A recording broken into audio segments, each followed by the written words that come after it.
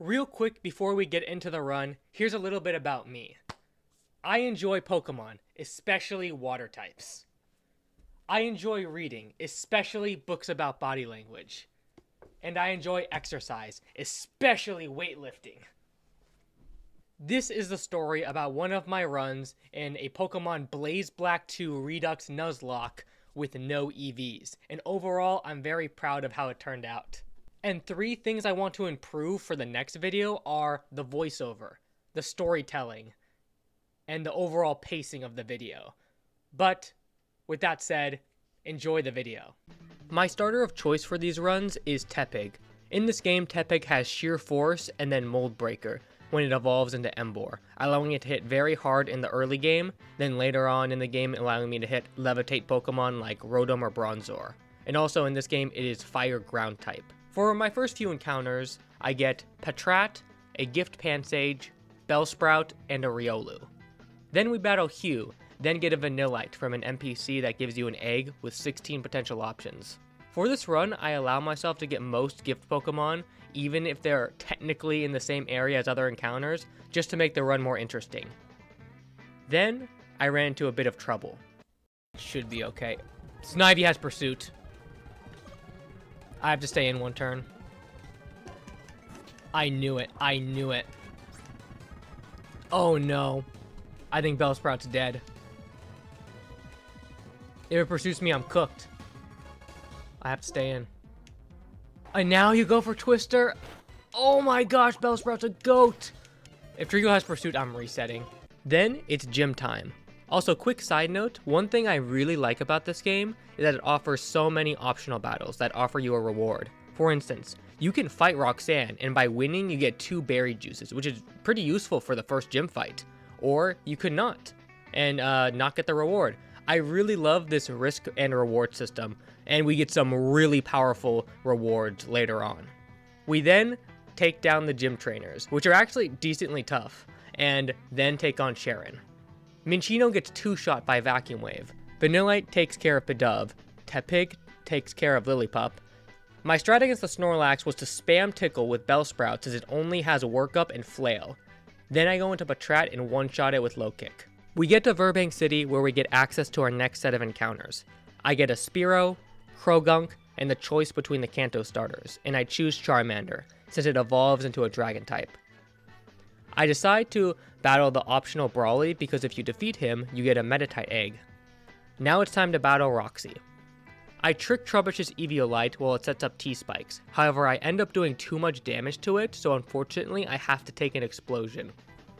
I switch into Pignite, do some damage to Coughing, and make a sloppy hard switch into Krogunk and get 1-shot. As I'm writing this script and looking back at the footage, I'm glad I'm able to identify better plays I could have made. I go into Watchog and revenge kill Coughing. When Krogunk comes in, I stay in and do massive damage while it tries to set up, but I outspeed and finish it off. But if I get out of here with only... Oh no. It lived. That's crazy. Okay. Charmeleon can come in now. Now the Ace comes in. I send in Charmeleon to do some damage, but now I'm afraid Venoshock will kill me. I go Bellsprout and try to get a Stun Spore off, but I miss and take a lot of damage. I sack Meditite to get a free switch into Pignite and take it down with a Flame Charge, winning me the second badge. Now it was time for a Team Plasma double battle that ended a good amount of my early runs. I even accidentally lost due to a bad misclick. Speed boost in this game, which is also another one of its abilities. No! I lose Vanillite turn 1. However, after that double battle and a battle with Bryson, it was smooth sailing to Castelia City. We get access to many new encounters. We get Grimer, Numel, Eevee, which is a gift, Petalil, and a 5% Larvitar that actually gave my team a lot of trouble, and I end up losing my Grimer. And also, I decide to risk resetting the run on this next ball. I kinda wanna reset. If I don't, you know what? I'm going all in. If I don't catch it on this next Pokeball, I might reset. This is so sad. Just cause like, it's kind of worth it trying to catch this, but alright, I'm going for it. I'm going for it. I don't care. I'm going all in. This might not capture, but I don't care anymore. If this captures this one, I'll continue. Oh my gosh. I also get the Johto starter and choose Totodile. Technically, Eevee and Totodile are from the same Met location, but I allow it just because it makes the runs more interesting, and generally I allow gift Pokemon if there's an element of variety to it. However, other gift Pokemon like the static Corsola and Zorua later in the game, I do not take. Anyway, it's time for Berg. I grow from my last run and start to use one of all Nuzlocke's most valuable assets, the damage calculator. In many of my runs, I would just assemble a team solely based on type matchup and just go in and hope for the best. However, from the damage calculator, I found out that it is very useful to actually have a Pokemon with a type disadvantage, and you'll see why. Time for the gym. I use my new Lucario to cleanly one-shot the Dwebble at the cost of Stealth Rocks on my side. Larvista comes out and I send out Croconaw, who eats a hit. And I go for a Rock Tomb, but Larvista U-turns out and Leavanny comes in, but I miss the Rock Tomb. I hard switch Fearow, take a Leaf Blade, but I have to dodge another crit on the next Leaf Blade, which I do and take out Leavanny. Masquerain comes in and lowers my attack. I go into Watchog and two-shot Masquerain. Parasect comes out and I go into Charmeleon, and I hit it with a Flame Burst, getting lucky I didn't use a physical move because I forgot about counter, and then I take it out. Larvista returns and I go into Tepig and 1v1 the Larvista to win the fight deathless. After this, I take on the Battle Company trainers to get a few things. First, the Mystery Egg encounter, which is a Mime Jr. And also I get the Eviolite. You can do the Battle Company before the gym, but it's so much riskier because a lot of the fights are scarier and it makes it harder for me to manage XP, so I chose to do it after to make it a bit easier for me. Before we have access to our encounters, I need to fight Colress, whose most problematic Pokemon are his bulky Porygon 2 holding an Eviolite and his hard-hitting Rotom Fan with Thunderbolt. First is Magnemite. I get lucky with Paralysis and then take it down. Matang comes in, and I stay in, hit through Paralysis, plus get a burn. I go into Watchog to finish it off with a Crunch. Rotom Fan comes in, and I get off some damage and take a Thunderbolt, not dying to crit, but my luck runs out when I get paralyzed. I go into Pignite on the Thunderbolt and get Air Slash flinched, but dodge a second one and take it down. Porygon comes in, and I'm in a bit of trouble. Trace Sheer Force. So this thing cannot with its Tri-Attack. That means, oh wait, I just boosted this thing's Tri-Attack now. But in exchange, it cannot freeze, paralyze, or like burn me. I go into Umbreon and use Snarl twice. Now I go Lucario and eat a Tri-Attack. I do big damage with Aura Sphere, but take big damage from a crit. And Lucario outspeeds and one-shots Clink, winning me the fight, and giving me the valuable Life Orb. I get access to a few new encounters, including a 5% Hippopotas, Onix, and a Kabuto. For fossils, I'm allowing myself to use 2 in the run. The first given to me at random by a scientist, and then the other at random from the ones I've been collecting throughout the game. Before getting to Nimbasa City, I have to battle Lenora, which I navigate decently. I have access to a few more encounters, which include Solosis, Gothita, and Slackoff. I use my ground types to get through Elisa's gym trainers. Then I decide to do an optional tough tag battle fight against Ingo and Emmett for a nice reward. I do lose my Watchog to a crit foul play from Umbreon, but it's not too big of a loss at this point. I go to Anvil Town and get my choice between the Hoenn starters, and I go with Mudkip. After this, I easily defeat Flannery in order to get the first of the insanely powerful set of choice items. The Choice Band boosts my attack of one of my Pokemon by 1.5, and I really have fun with it later. Now it's time for Elisa. My team for this fight is the Wall, Onix, the Fire Ground type, Emboar, the Fire Dragon, Charizard, the bulky Ground type, Hippowdon, the hard-hitting Swampert, and my pure Water Fraligator. You might be wondering, why am I bringing a pure Water type to an Electric type gym? Well, there's a strategic reason. For the battle, I lead off with Onix, who walls Amalga, especially with an Eviolite. It U-turns out into Lantern while I set up Stealth Rocks. Now I switch in Fraligator on the Hydro Pump, then switch into Swampert on the Volt Switch. Hydro Pump still does a lot of damage to me. I use Avalanche to break its air balloon, and then surprisingly I outspeed and take out Lantern. I think we were speed tied. I actually don't know what else it could be.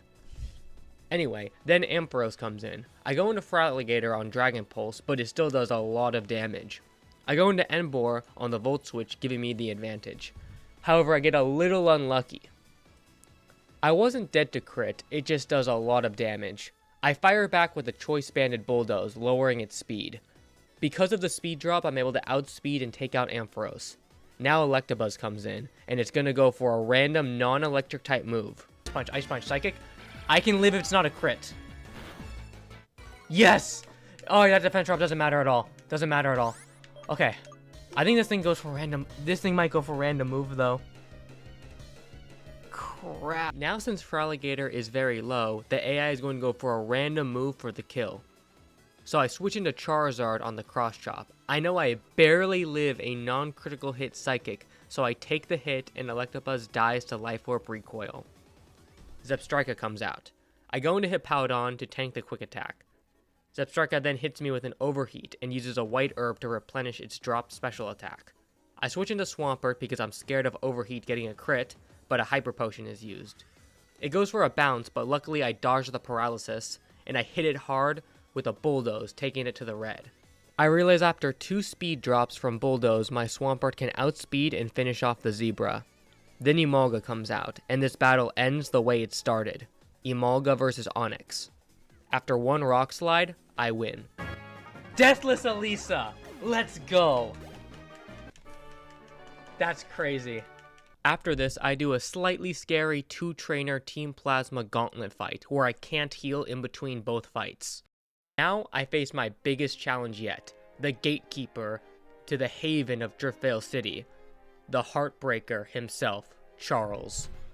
Charles has a very scary and offensive team with threats like Heatwave Sigilif, that has very annoying spread moves like Heatwave and Icy Wind, a Bouffalant with Head Charge, and the ability Reckless with decent coverage moves, and a Druddigon who can paralyze me with Glare and hits very hard while holding the Life Orb.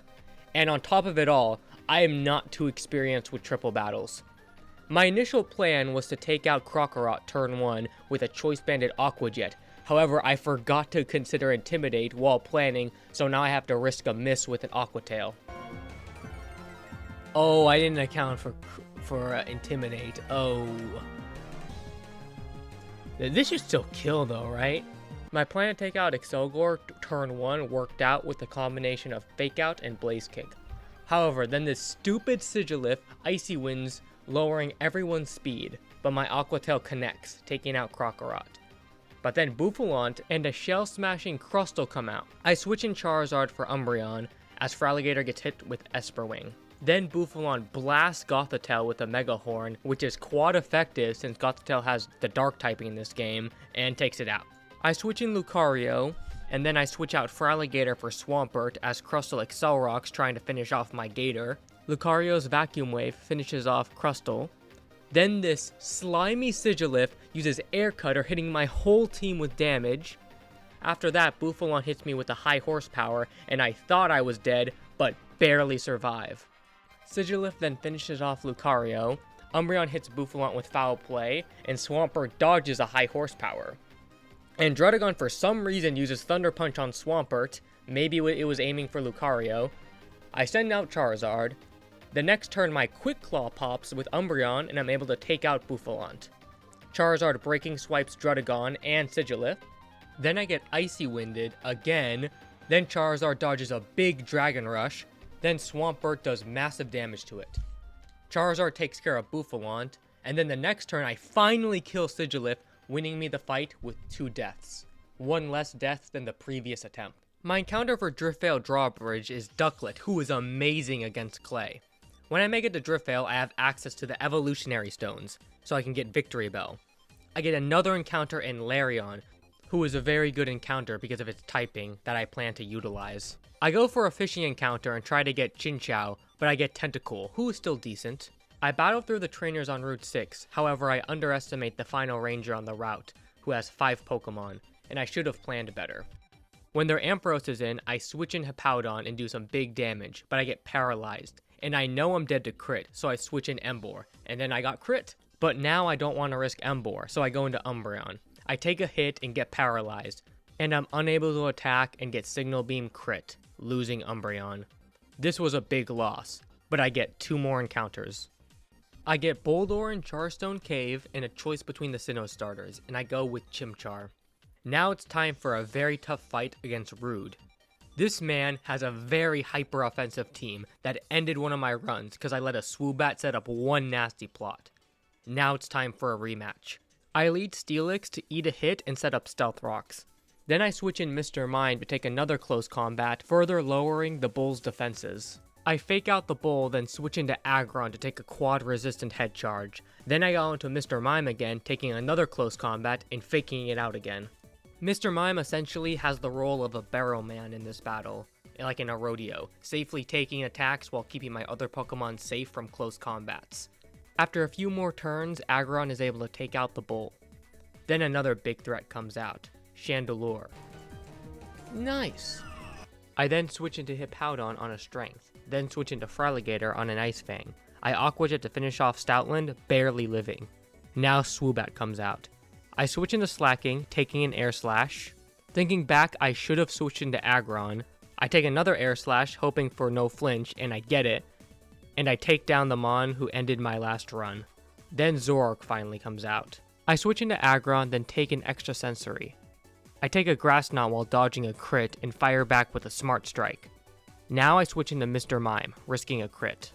Now I use Fake Out, and it doesn't kill, but the Sandstorm takes it out, winning me the battle deathless, and earning me a new personal best. Now I have Siri pick a random number to decide what my second fossil encounter is from all the ones I've collected throughout the game. Siri, pick a number between 1 and 4. I got 2. We got the Skull Fossil, alright. Rampardos is on the team. Now I do an optional battle against Norman, whose team is honestly pretty easy in normal mode. You just have to be wary about belly drumming Lanoon, and know what attack Slaking is going for, and you'll be good. Winning this fight gives me the second of the choice items, the Specs, giving anyone on my team a massive special attack boost. After battling the gym trainers, it's time for Clay. I lead off with Swanna because in normal mode, the lead Nidoqueen cannot hit ground types. So I do massive damage with Bubble Beam as they set up Sandstorm, and eventually I take it out. Then Nidoking comes out, and I know it's going for Thunderbolt, but Choice Spec Swanna just doesn't care and outspeeds and one-shots Nidoking. Here I make a misplay and stay in, cause I know I live a Rock Slide if it doesn't crit me, but I get flinched and I overlook the Sandstorm, causing Swanna to go down, losing a very powerful asset for the fight. Here I go into Feraligatr and go for an Aqua Jet, thinking I had the Choice Band so I could two-shot it, but I realize I'm Life Orb. I switch into Slacking and take an Earthquake, and luckily don't get crit, and destroy Crocodile with a Choice-Banded Ice Punch. Seismitoad then comes out, and I go into Simisage as the Toad sets up the sand. I go for a Seed Bomb, doing big damage, even with his Rindo Berry, but the Toad does some big damage to me with an Ice Punch. Then I finish him off with a second Seed Bomb. Claydol comes out, and I want to preserve HP on my Pokemon, so I decide to stay in and get some damage off, preparing to sack my Simisage. Oh, did he crit? Wait, what? Did I miss it? While writing the script, I realized the reason I killed it is because I was in Overgrow, boosting my grass moves when I'm low HP. As of this time, I'm still adjusting and getting used to using the damage calculator. The final Pokemon, Excadrill, then comes in, and looking at the state of my team, I decide the best play is to sack Simisage as the Sandstorm goes away. This allows me to get a free switch into Swampert. The Mole tries to set up a Swords Dance, but I hit it with a Bulldoze, doing big damage while simultaneously lowering its speed, allowing me to outspeed and take it out next turn, winning me the fight. After doing the World Tournament, it's time for the Team Plasma Frigate fights, which I didn't realize was a 2-trainer gauntlet where I can't heal, and I blunder very hard going into it. I go into Aggron and get crit at +2 special attack, all because I forgot my Emboar had Mold Breaker, because it had Sheer Force when it was a Pignite. I go into Charizard, still forgetting about Emboar's Mold Breaker, and I crunch the Rotom for big damage. The Rotom gets greedy, allowing me to kill it next turn. On the incoming Bastiodon, I put it to sleep, then take it out, because I'm worried about Metal Burst, and also it has Sturdy. For my next stream, I make sure to plan better for the Team Plasma tag battles, and that goes more smoothly. Also, the reason the attempt number changed is because I did a recount of my losing attempts, and I missed 3 of them. Now it's time for Charstone Cave, and I have something to say before I go in. So lately, I've been, I know I just showed it, but I've been dodging trainers and all that lately, but no more.